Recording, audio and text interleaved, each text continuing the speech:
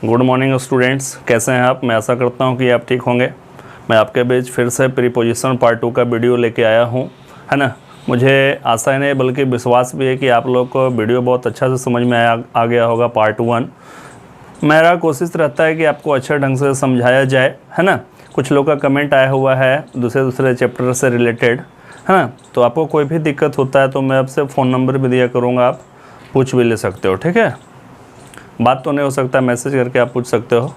तो आइए, अभी तक चैनल पे जो नए जुड़े हैं अभी प्लीज़ लाइक से सब्सक्राइब जरूर कीजिए, अपने दोस्तों को जरूर बताइए। बिना देर किए हुए हम लोग वीडियो को स्टार्ट करते हैं। प्रीपोजिशन पार्ट 2 आइए देखते हैं डियर स्टूडेंट।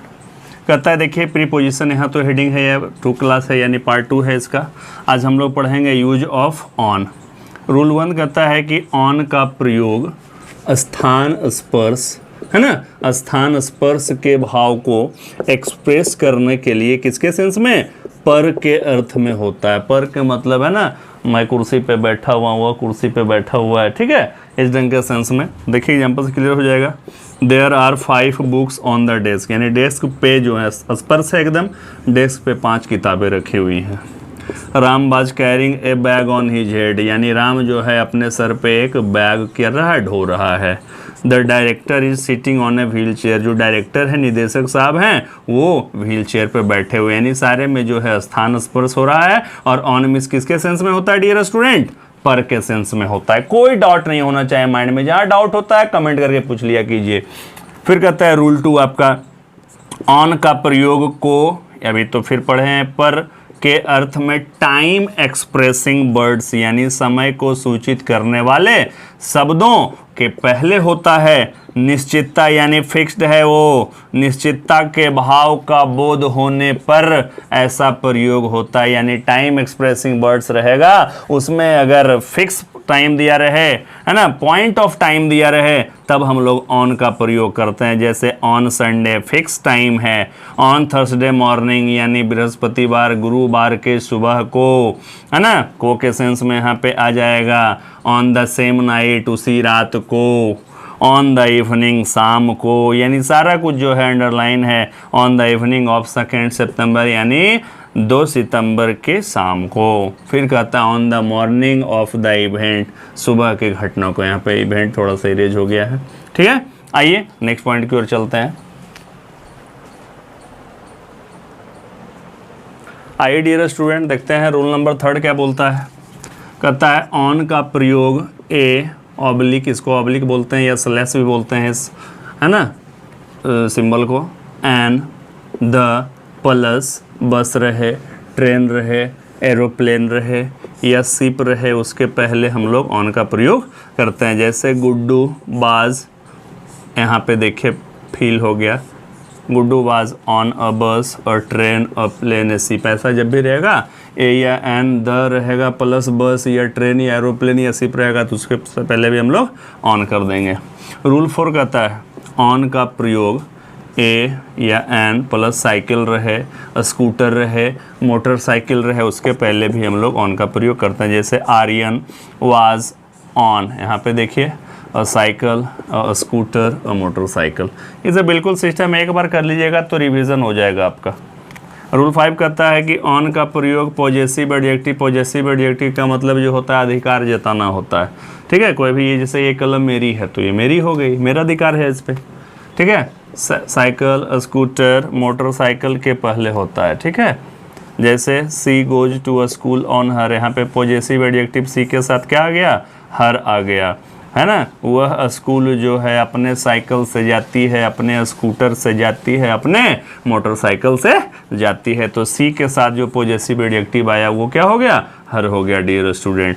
रूल 6 कहता है ऑन का प्रयोग foot a horse, horses back, a camel, a camel's back, an elephant, elephant's back, a buffalo, buffalo's back के पहले होता है। जैसे Sonu box on foot, Sonu जो है पैदल चलता है। Sameer Ranjan was riding on a horse, Sameer Ranjan जो था एक घोड़े की सवारी कर रहा था, ठीक है। आइए नेक्स्ट पॉइंट की ओर चलते हैं। अच्छा लग रहा हो तो चैनल को शेयर कर दीजिए जल्दी से अपने दोस्त के बीच में।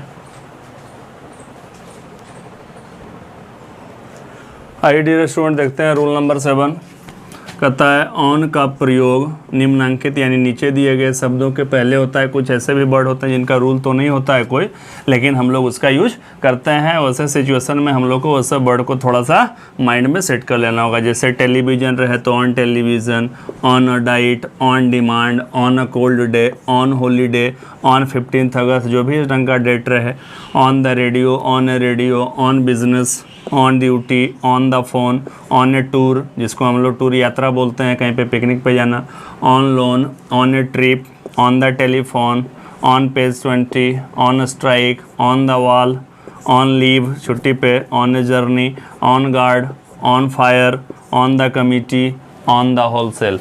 इस ढंग से हम लोग करते हैं। रूल 8 है कि ऑन का प्रयोग के विषय या संबंध में के अर्थ में होता है। जैसे this is a book on English grammar, यह जो किताब है इंग्लिश ग्रामर पे है, उसके संबंध में है। That book is on Mahatma Gandhi, वह किताब जो है महात्मा गांधी के ऊपर है, महात्मा गांधी के संबंध में। बिल्कुल ये सब तो जानते हैं आप लोग।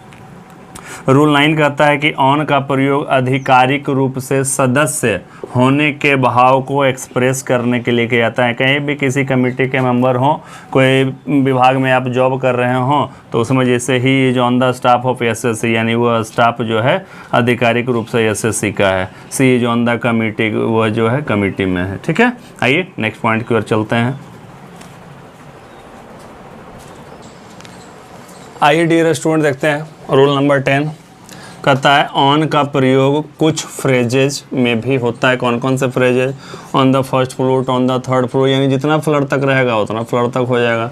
On the left, on the ground floor, on the front of a letter, on a list, on the back of paper, on the right, on a form, कुछ ऐसे से भी वगैरह वगैरह रहेंगे जिसके साथ आपको ऑन का प्रयोग करना है। अब ऑन का प्रयोग समाप्त होता है।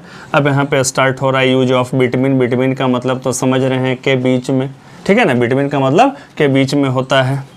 तो रूल 1 कहता है बिटवीन का शाब्दिक अर्थ के बीच में होता है, जो भी बताए थे।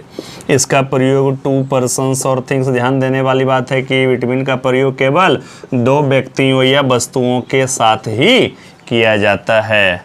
For example, Sakshi was sitting between her father and brother. Sakshi जो थी अपने पिताजी और अपने भाई के बीच बैठी हुई थी।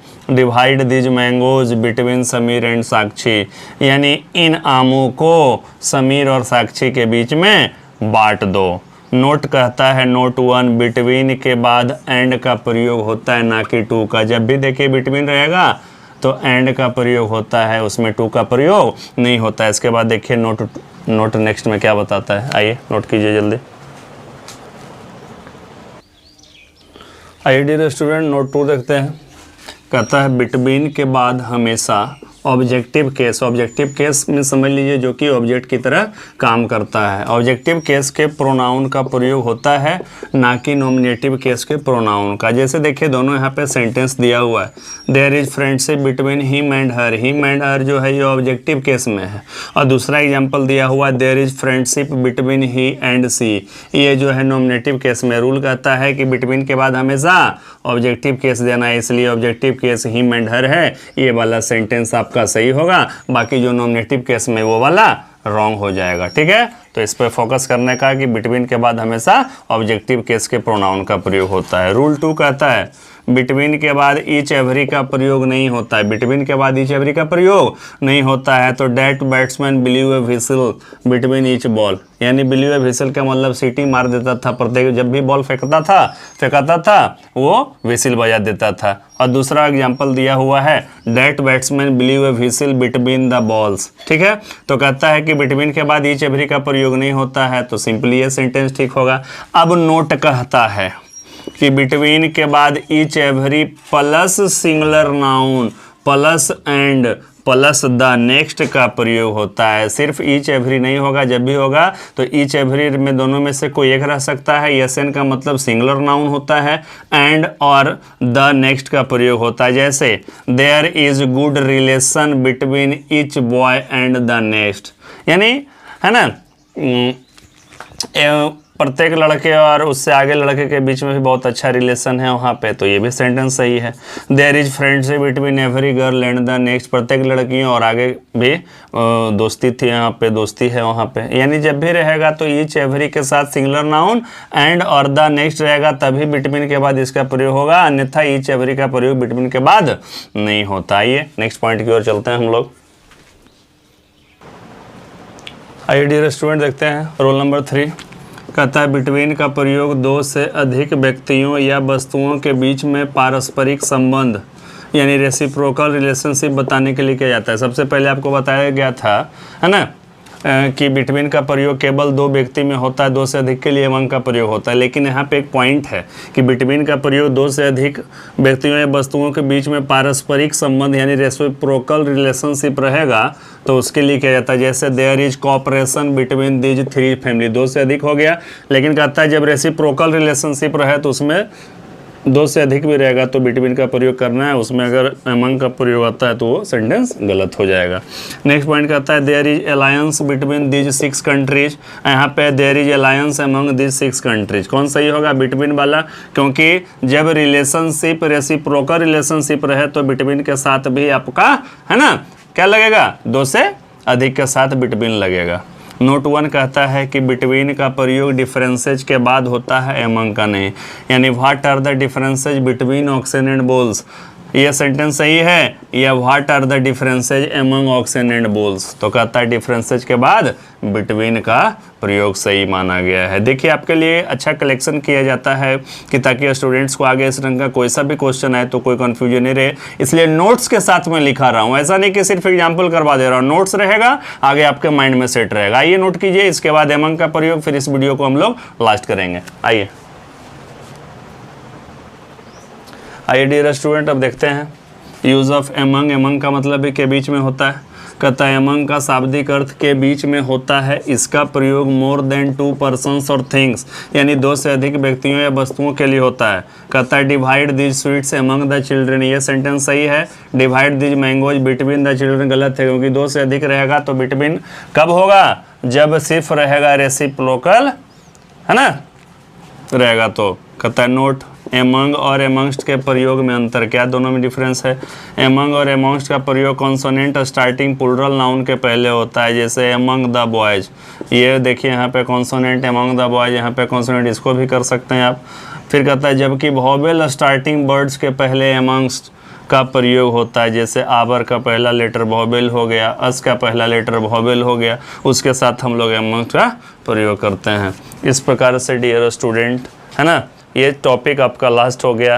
प्रीपोजिशन पार्ट 2 बहुत ज़्यादा लंबा वीडियो हम लोग नहीं करना चाहते हैं ताकि स्टूडेंट्स को कोई दिक्कत ना हो, पार्ट बाय पार्ट करें ताकि नोट्स भी बनाएं और उसको अच्छे से समझ भी सके, उसके बाद उससे रिलेटेड आप क्वेश्चन भी सोल्व कर सकें। ठीक है, चैनल पे अच्छा लग रहा हो चैनल तो लाइक शेयर सब्सक्राइब जरूर करें। विशेष नेक्स्ट वीडियो मिलेंगे हम लोग प्रीपोजिशन पार्ट 3 में। थैंक्स।